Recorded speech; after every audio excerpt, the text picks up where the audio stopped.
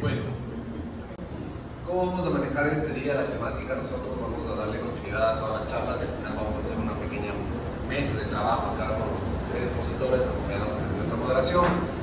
Vamos a dar continuidad a nuestra siguiente charla, que me dejamos por el puente.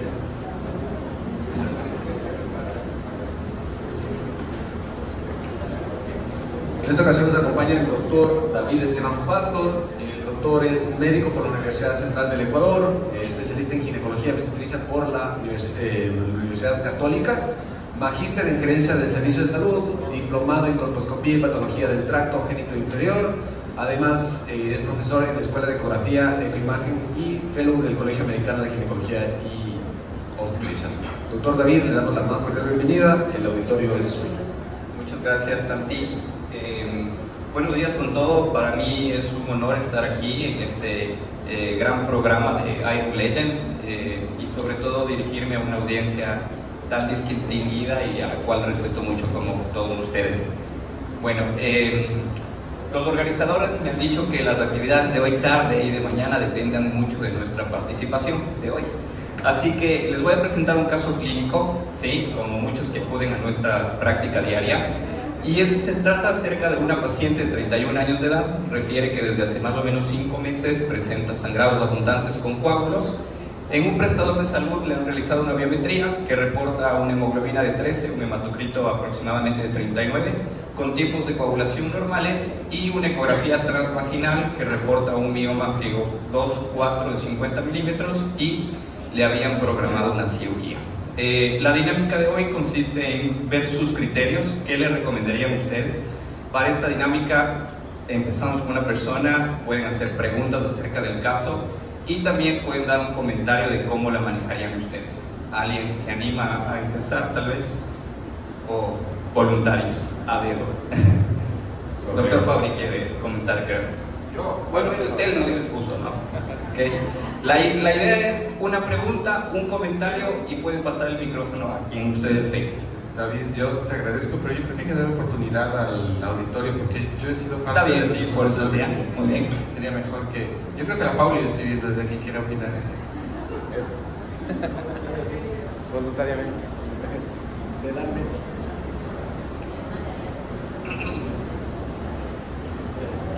Bueno, en este caso, como ya hemos aprendido con las charlas de los doctores, sería adecuado pedirle una ferritina. Perfecto, muy bien.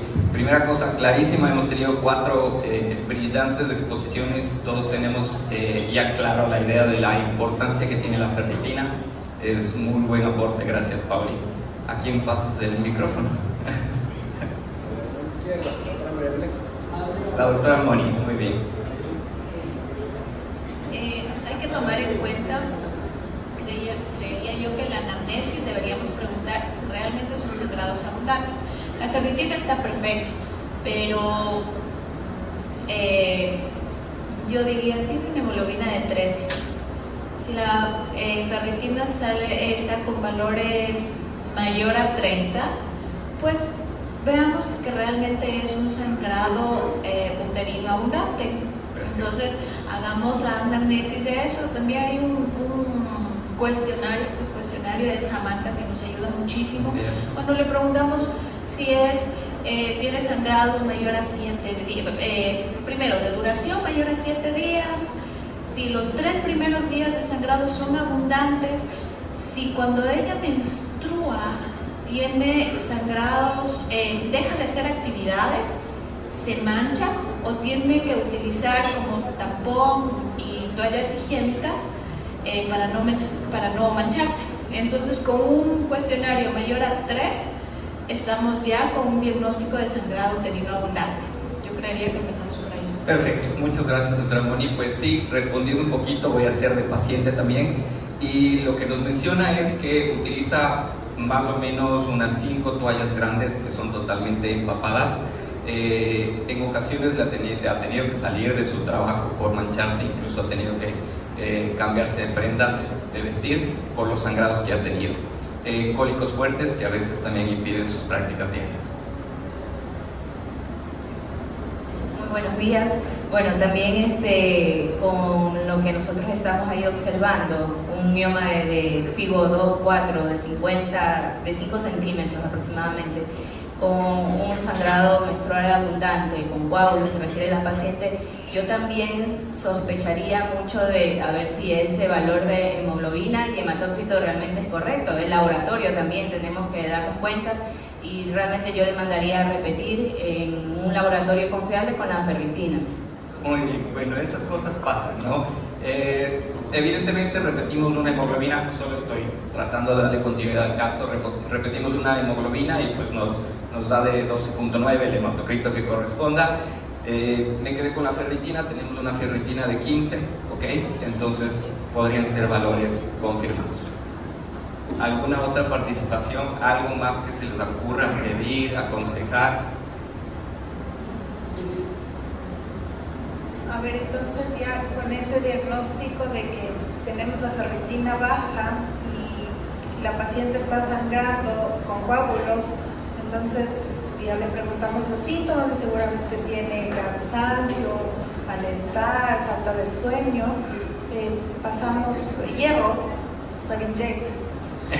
Pasamos hierro y después de eso pues podemos sugerir hacer una miomectomía. Muy bien, con todo eso ya se acabó la charla, muchas gracias. No, está muy bien, esas son las cosas que normalmente hacemos en nuestra práctica diaria. No sé si alguien podría dar algún comentario final, alguna pregunta adicional, algo que vean de trascendencia en esta paciente, en la historia clínica, factores personales, no sé, alguien que quiera dar algún aporte, preguntas adicionales. Creo que a especialidad, bueno, le vamos a dar también el chance a la doctora. Buen día con todos. Yo luego igual les voy a presentar unos casos, pero solo para poner en consideración, creo que también sería importante saber en la historia clínica si tiene una biometría anterior, más o menos saber cómo estuvo los niveles de hemoglobina, y vamos a luego evaluar también muchos parámetros que se tienen que ver en la biometría hemática para poder hacer como una evaluación integral. Perfecto, es un muy buen aporte de parte de especialidad. Solo para darle continuidad, tenía una biometría de hace 6 meses con una hemoglobina de 14.5, simplemente para dar respuesta. Doctor, buenos días. Una cosa que veo que no están tocando y tampoco le han tocado mucho es el volumen corpuscular medio, ¿sí? Eso nos permite tener una idea de cronicidad, ¿sí?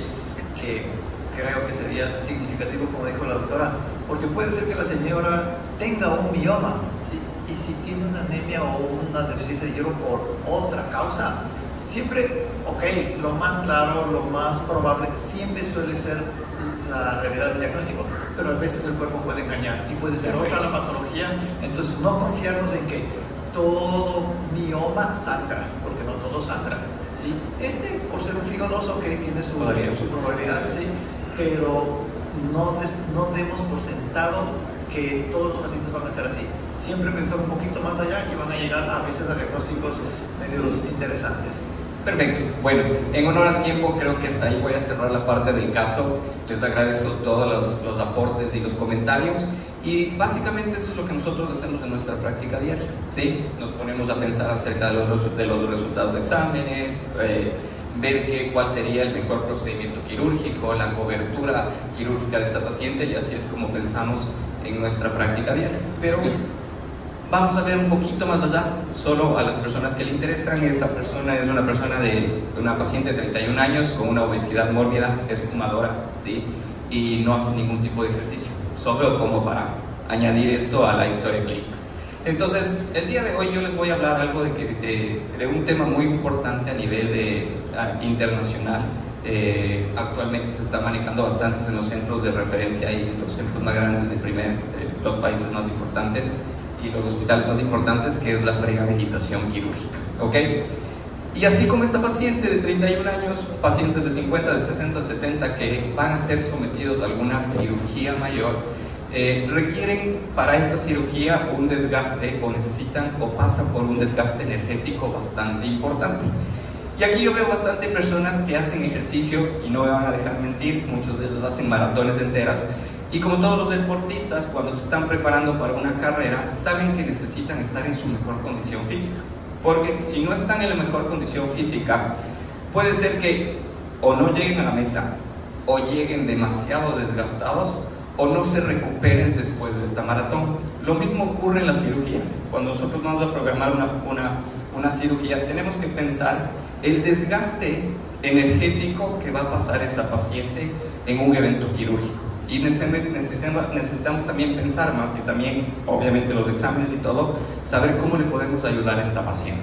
Entonces, empezando la prehabilitación quirúrgica, en honor al tiempo, en estos aproximadamente 40 minutos adicionales, porque me fui un poquito con el caso, vamos a hablar acerca de lo que es la prehabilitación quirúrgica a través del tiempo, el manejo de las pacientes quirúrgicas de igual manera a través del tiempo. Vamos a recordar un poco del protocolo de ERAS, qué es la prehabilitación quirúrgica, si realmente sirva y cómo manejar una paciente antes de operarla.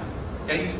Si trazamos una línea del tiempo acerca de lo que es la evidencia científica de prehabilitación quirúrgica, podemos darnos cuenta que el primer artículo o el primer estudio ya encontramos en 1946. Ya para los 70 tenemos 6 artículos, para los 80 21, para los 90 45 y actualmente ya tenemos más de 5.000, 7.000 estudios bastante importantes acerca del tema. Sin embargo, sigue siendo algo nuevo para muchos de nosotros. ¿Okay? El primer artículo que les presento es el que les mencionaba, hecho en 29 de junio de 1946. Este es un artículo que no está, digamos, normado o llevado a la parte clínica, quirúrgica o médica, sino que es a nivel militar. Es un estudio que se hizo en la Armada de Gran Bretaña, donde vieron que realmente no podían reclutar nuevos soldados, ¿ya? Y muchos de estos soldados no podían, o estos posibles soldados no podían ser reclutados por una falta de buena alimentación, un mal estado físico. Entonces comenzaron a interrogar o a preguntarse qué pueden hacer para tener un mejor reclutamiento. Y comenzaron a hacer programas acerca de educación, nutrición, ejercicio físico, y se dieron cuenta que aquellos aspirantes a la Armada, al momento de regir un programa o entrar a un programa de prácticamente lo que ahora sería una prehabilitación, se dieron cuenta que primero estas personas iban a tener mejores condiciones físicas y por ende aumentaron el reclutamiento en aquellos aspirantes a la parte de la Armada de Gran Bretaña. Ya para los años 80 se comienza a investigar mucho acerca de prehabilitación, pero en la medicina del deporte. Comenzaron a interrogarse y a preguntarse qué hacer con esos deportistas de alto rendimiento para que primero no se lesionen, o aquellos que se lesionan, cómo o qué pueden hacer para que regresen a sus actividades deportivas lo más rápido posible. Y es así que demostraron que aparte, claro, como deportistas, el ejercicio físico ya iba a estar normado, pero aparte, la parte de nutrición, la parte psicológica, iba a ser de brillante utilidad o ayuda para que aquellos deportistas que se hayan lesionado regresen más rápido a sus actividades deportivas como tal. Ya para 1994 ya comienza a investigarse el pilar fundamental de lo que ahora es la prehabilitación quirúrgica. Comienzan a hacerse estudios ya en la población general, pero sobre todo en pacientes frágiles, en poblaciones de riesgo, es decir, adultos mayores, personas ancianas con discapacidades o algunas cosas por el estilo. Y comienzan a tratar de comprobar cuál es el valor que tendría la nutrición, el ejercicio físico en la recuperación de estos pacientes o en la mejora funcional que pueden tener en estas poblaciones. Algunos después de, incluso no como prehabilitación, sino después de tener una cirugía, o en la población en general, y se dan cuenta que estas personas adultas mayores, estas personas frágiles, al ponerles en actividad física, a darles consejos de nutrición, de actividades en casa, en ponerles una psicóloga para que simplemente hablen de los problemas que tienen, se dan cuenta que mejoran su expectativa de vida y su calidad de vida también. Entonces, nuevamente hemos comprobado que esquemas o tratamientos o programas como estos pueden ser beneficiosos. ¿Ok? Y ya para el año 2002 se comienzan a hacer estudios en pacientes que saben que después de una intervención quirúrgica van a pasar por la unidad de cuidados intensivos.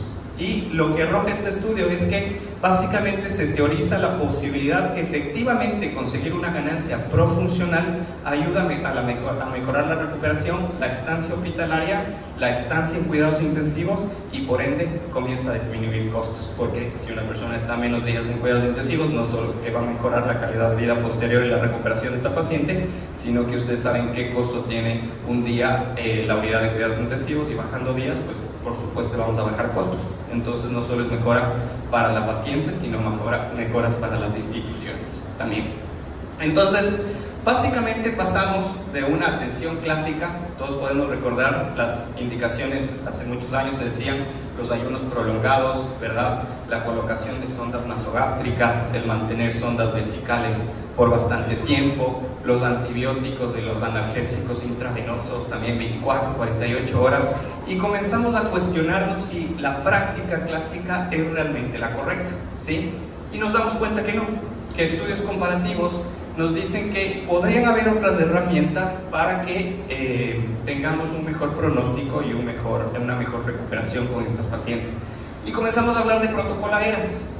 Por cuestión de tiempos, ustedes todos lo conocen, y no voy a hablar de lo que consiste, pero básicamente comienza y nace el protocolo AERAS, y muchos de nosotros, tal vez todos, ya los estamos utilizando, viendo, digamos, una recuperación más pronto de nuestros pacientes. Pero si nos ponemos a pensar, un clásico, ¿no es cierto? ¿Qué más podemos hacer por nuestras pacientes? ¿Correcto? Entonces, regresando un poquito al protocolo AERAS, primero, ¿qué es el AERAS? Todos sabemos, son protocolos que rigen o nacen de la medicina basada en evidencia, ¿correcto? Hay una estandarización de cuidados médicos que tienen un carácter multidisciplinar, centrado en los pacientes, pero que también se necesita hacer una formación continua y una auditoría constante, ¿sí? Entonces, después de hacer protocolo AERAS, nos damos cuenta que nuestras pacientes tienen una recuperación acelerada. Entonces, sabemos la importancia de hacer protocolo AERAS como tal.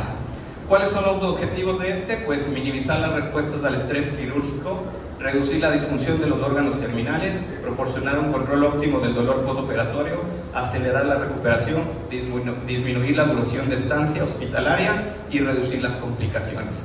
Con todo esto nosotros podemos tener primero una mayor satisfacción de nuestras pacientes, una recuperación más pronta y nuevamente bajar costos operativos si estamos en instituciones grandes o incluso en prácticas personales. Entonces, la pregunta es, ¿podemos ir un poquito más allá? Sí, podemos hacerlo. Si ya con protocolo AERAS hemos mejorado, la cuestión ahora es, ¿podemos hacer algo más? Y pues sí.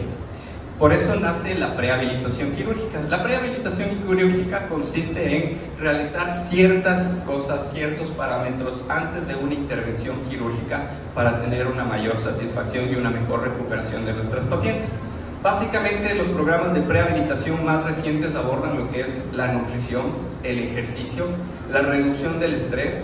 Para aquellos pacientes que fuman, pues el dejar de fumar al menos 4 semanas antes de la intervención, y corregir uno de los pilares fundamentales de la prehabilitación quirúrgica, y por eso es parte de nuestro Iron Legend, es básicamente corregir la anemia y la deficiencia de hierro, ¿ok?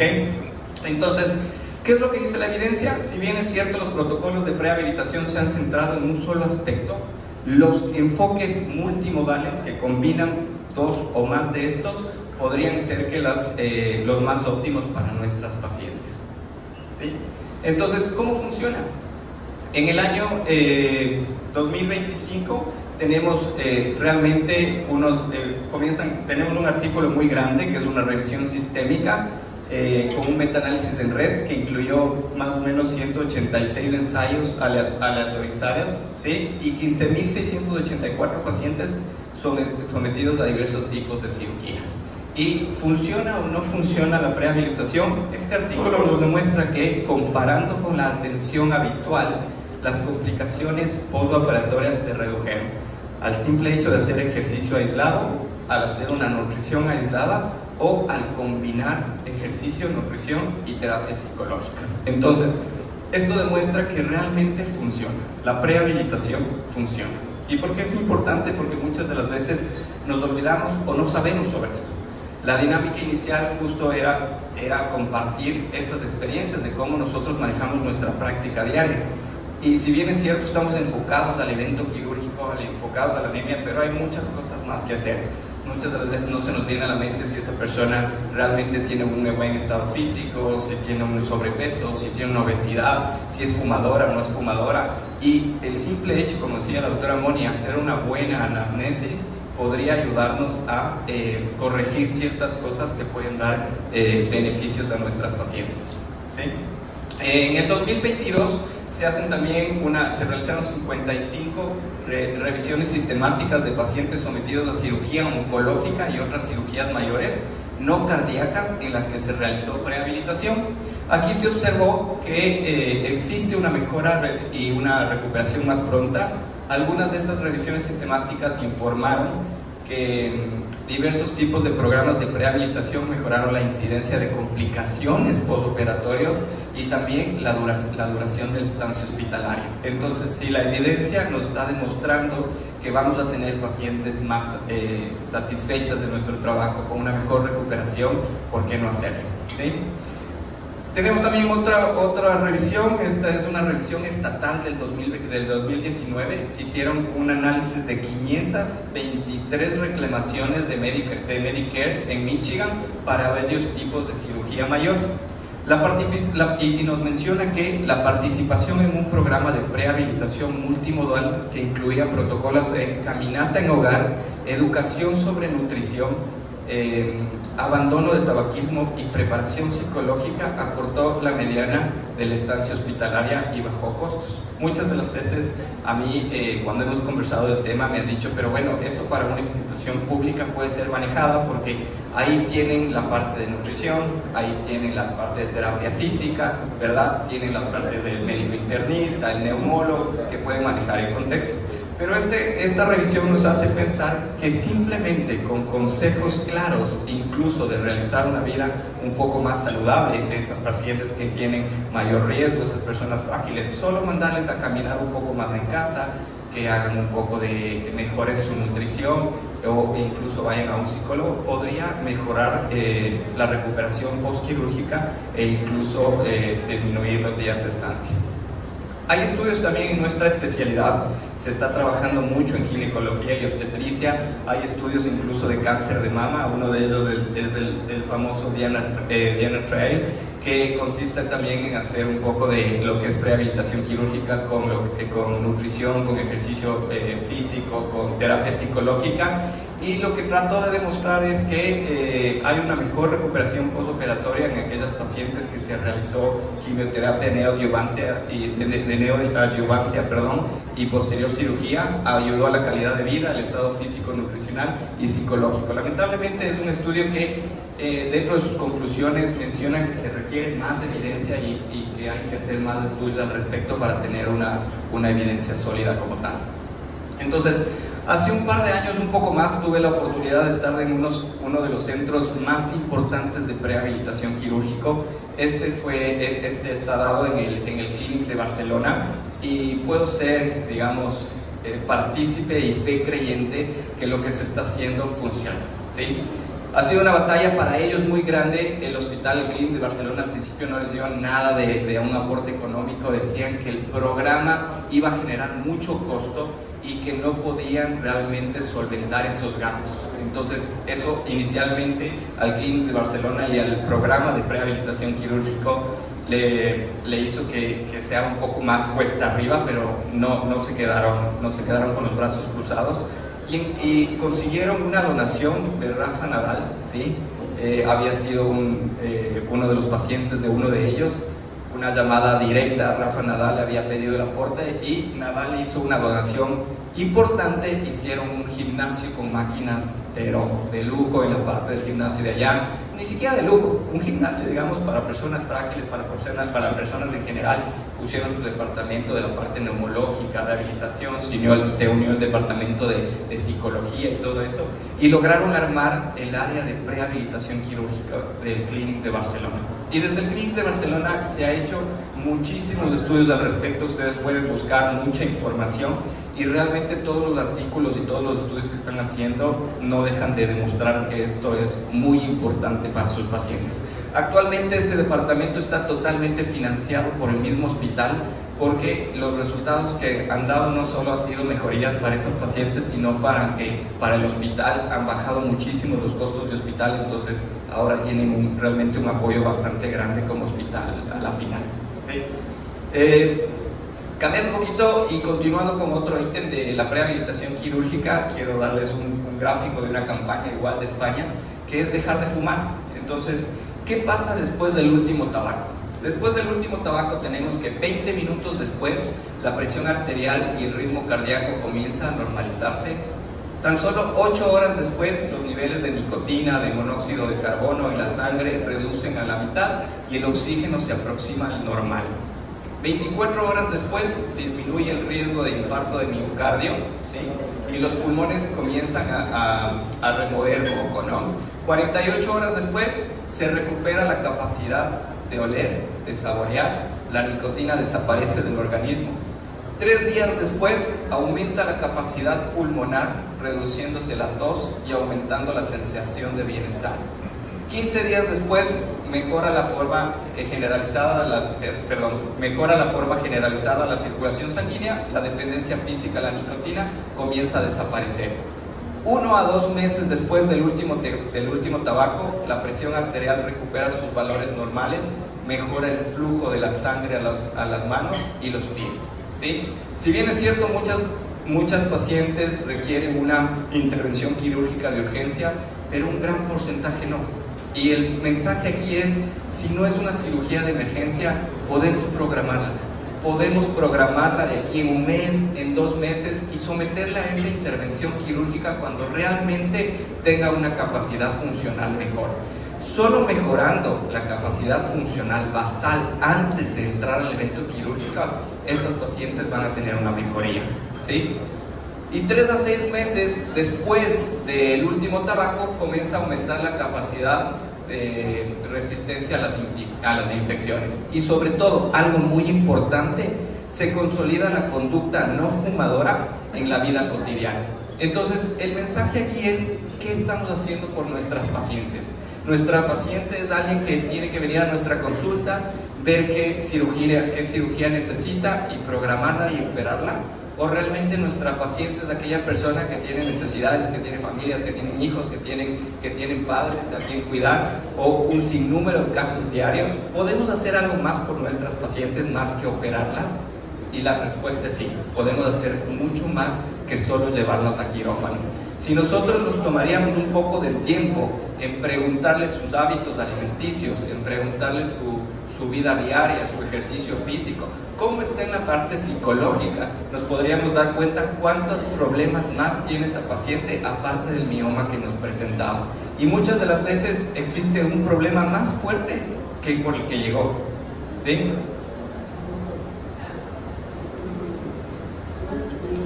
¿Cuál sería el 50% de las complicaciones postquirúrgicas que reducimos? ¿Cuáles serían? Las complicaciones depende de cada área, ¿no? Entonces recuerden que el CLIF de Barcelona se hizo a nivel general, entonces hubo intervenciones a nivel de especialidades como gastroenterología, como oncología, como ginecología, como traumatología, y toda esa reducción de las complicaciones depende de cada área. Estos son evidencias generales que yo les he sacado, no solo es del área gineco-obstetricia, que es mi especialidad, sino es de estudios a nivel general.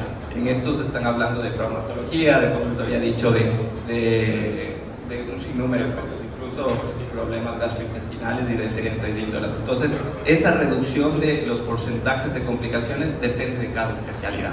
Y como les mencionaba, en nuestra especialidad todavía requerimos muchísima más participación, necesitamos mucha prehabilitación quirúrgica y sobre todo investigar. Entonces, más bien también sería un llamado a que podemos tal vez hacer un estudio de hacer una diferencia entre aquellas pacientes que comienzan a hacer prehabilitación o no. Nos falta investigar, y en nuestro país mucho más, ¿sí? Solo vamos a suponer, ¿sí? Solo vamos a suponer que todos estamos desesperados para irnos a una linda y hermosa playa de Santa Marta con el destino que estamos. Solo vamos a suponer que estamos desesperados por irnos, ¿sí? Y básicamente esta playa nos dicen que queda a 2 o 3 horas de aquí, ¿sí? Y tenemos que llegar a esta playa. No importa si tenemos un auto del año, no importa si tenemos un lindo auto clásico, ¿sí? Sino importa en cuánto está nuestro tanque de gasolina. Y si nosotros tenemos un tanque de gasolina a medias, puede ser que con ese medio tanque lleguemos a la playa hermosa de Santa Marta, ¿sí? Puede ser que no, porque sobre todo no sabemos qué va a pasar en el camino. No sabemos si el camino va a estar dañado, si se nos va a bajar una llanta, si es que va a haber un derrumbo, si es que hay desvíos, no sabemos qué va a pasar. Y básicamente, ¿sí? Si no llenamos el tanque, como les había mencionado, puede ser que lleguemos, puede ser que no, ¿sí? O puede ser que ya no regresemos, ¿ya? Lo mismo pasa en los eventos quirúrgicos. Si nosotros vamos a ser sometidos a una intervención quirúrgica, necesitamos tener el tanque lleno. Porque si bien es cierto, en la gran mayoría de nuestras pacientes les vamos a operar y van a salir de ese evento quirúrgico, pero esperemos no tener casos en que hayan pacientes que no salgan o simplemente que salgan demasiadas desgastadas de estos eventos quirúrgicos y no logren recuperarse tan rápido como esperamos. Y básicamente eso es lo que es la prehabilitación quirúrgica. Esta es una gráfica bastante clara de lo que pretende o busca la prehabilitación quirúrgica. Llega a nuestra consulta una paciente X con cualquier cuadro y tenemos un umbral funcional. Esta es la base de la capacidad funcional que tiene nuestra paciente. Si nosotros le sometemos a una cirugía, ¿sí? Miren el umbral funcional como baja al evento quirúrgico. Entonces es un estrés, obviamente es una cirugía que va a someter un estrés y va a someter un desgaste físico y energético como tal. La gran mayoría de estos pacientes se van a recuperar, sobre todo si hacen rehabilitación y post-rehabilitación, seguramente van a llegar al umbral funcional después de algún tiempo, ¿ya? Pero si a esta misma paciente yo le someto a un programa de prehabilitación quirúrgica, lo que esta busca es subir su umbral funcional. Y si bien es cierto, va a pasar por la misma injuria, por el mismo gasto energético que es la cirugía, miren a dónde baja, ¿sí? Si bien es cierto, hay una baja del umbral funcional, esta baja del umbral funcional ya no es tan marcada. Y sobre todo, miren cómo regresa después de la cirugía, después de la rehabilitación, después del evento, de la post-rehabilitación. Miren en dónde está su umbral funcional. Entonces, no solo es que le mejoré en la cirugía y después de la cirugía, a esta paciente tal vez le puedo cambiar hasta su vida, ¿sí? Con solo darle consejería y remitirle a un programa de prehabilitación. Muchas de estas pacientes se van a alimentar mejor, muchas de estas pacientes van a cogerle el gusto al ejercicio físico, muchas de estas pacientes van a dejar de fumar y realmente no solo le estoy cuidando, no solo estoy sanando el mioma o X cirugía, sino también estoy haciendo un cambio de importancia en su vida, ¿sí? Entonces, tener el tanque a medias básicamente es tener una anemia o una deficiencia de hierro, ¿sí? Hemos tenido 4 brillantes exposiciones acerca del tema. El objetivo de mi charla no es regresar a lo que hemos hablado en estas 4 charlas y sobre todo lo que va a hablar la doctora Garzón en la siguiente charla. Los expertos de hierro van a seguir conversando acerca de lo que es anemia y deficiencia de hierro. Pero el mensaje aquí es uno de los principales y fundamentos más importantes de la prehabilitación quirúrgica es la anemia y la deficiencia de hierro. No podemos someterle a un estrés, a un desgaste energético a una paciente con anemia o con deficiencia de hierro. Entonces, en aquellas pacientes que podemos programar una cirugía, por Dios, programémosle de manera correcta. No hay apuro. Si no hay apuro, podemos programarla de la mejor manera. Ver como decía, su umbral funcional, mejorar su umbral funcional para que su recuperación y las complicaciones postquirúrgicas sean menores, ¿sí? Este es un estudio básicamente ya que habla en julio de 2015, es un estudio que lo llamaron Fit to Fly. Se concluye que la anemia preoperatoria es en sí mismo un factor de riesgo para un peor pronóstico clínico, pero también uno de los factores predisponentes más importantes para la transfusión sanguínea, lo que a su vez aumenta mortalidad, morbilidad y los costos postoperatorios. Ayer la doctora Ladra nos habló acerca de esto, el doctor Freddy también está hablando sobre este tema muy importante. ¿En qué puede afectar la deficiencia de hierro y la anemia postquirúrgica? La anemia en el postquirúrgico puede afectar en la recuperación de varias maneras, porque después de una cirugía el cuerpo necesita oxígeno para sanar tejidos, combatir infecciones y mantener la función de los órganos. Incluso en una paciente embarazada. La paciente embarazada va a terminar o en un parto o en una cesárea, no hay más, ¿no es cierto? Y esta paciente embarazada también necesita tener su tanque lleno. Entonces, ya lo vimos en la charla anterior, la importancia de hacer estudios y de mejorar, digamos, las reservas de hierro y sobre todo si es que hay anemia con mayor razón. Entonces, ¿Cómo puede perjudicar o cómo puede afectar la deficiencia de hierro y la anemia en el postquirúrgico?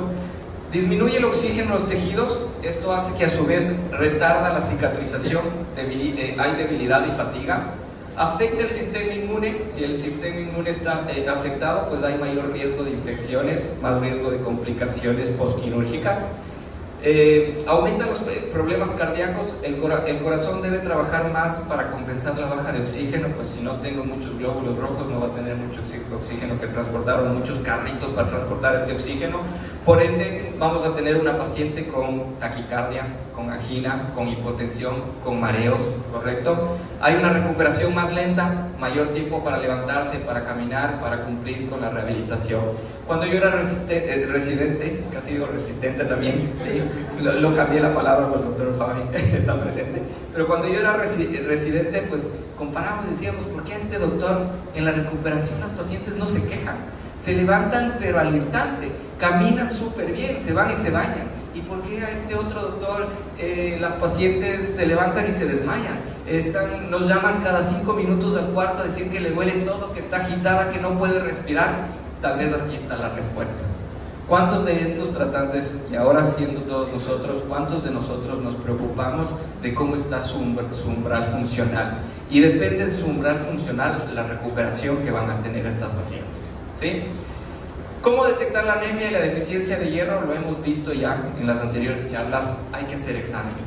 Biometría hemática, estudio de hierro, hay un sinnúmero de exámenes que bien nos va a hablar la doctora la siguiente charla, pero pidamos una ferritina, muchas de las veces pidamos una transferrina, veamos cómo están los reticulocitos, una PCR, eso ya les dejo a la consideración de cada caso, de cada profesional, y en las guías y en las charlas que hemos hablado, lo hemos hablado a profundidad.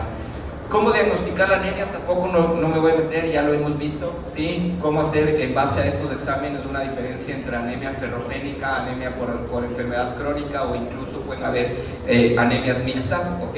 Y si trazamos un algoritmo básicamente de manejo, lo principal que tenemos que hacer es, como les decía, programar nuestra cirugía. Si vamos a programar una cirugía, se dice que al menos 30 días antes del evento quirúrgico nosotros debemos hacer exámenes.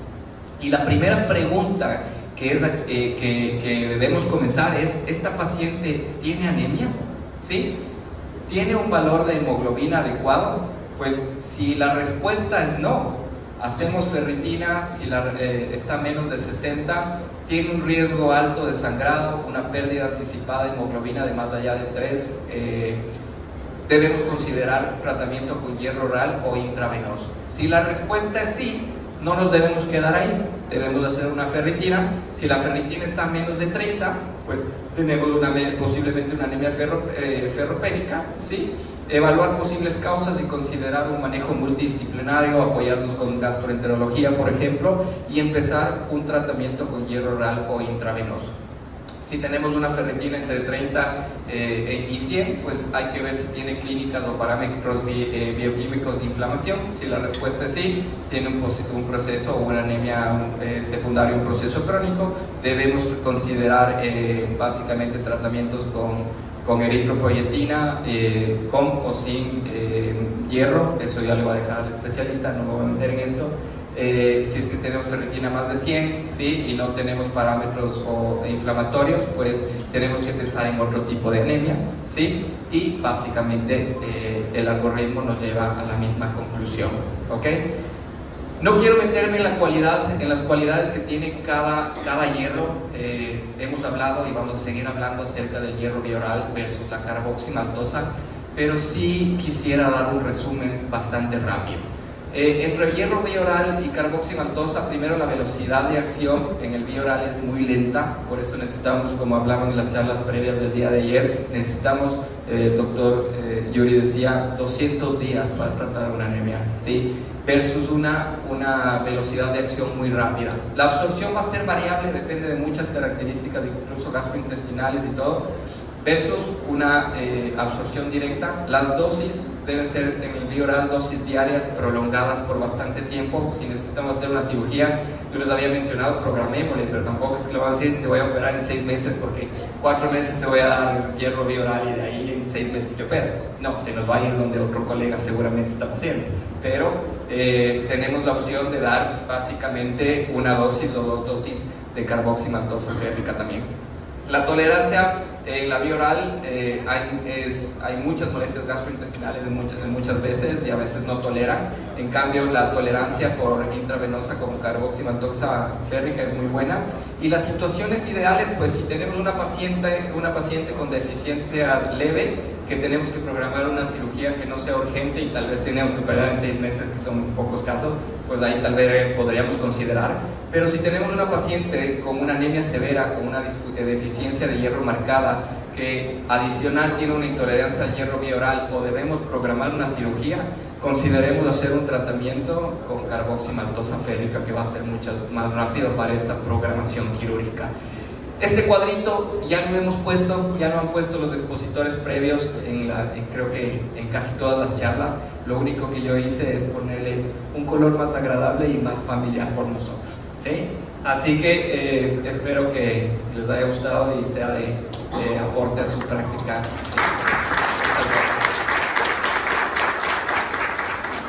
Gracias, doctor David. Realmente, pues, la dinámica que como arrancamos esta charla, realmente vemos la importancia, ¿no? Continuando, pues,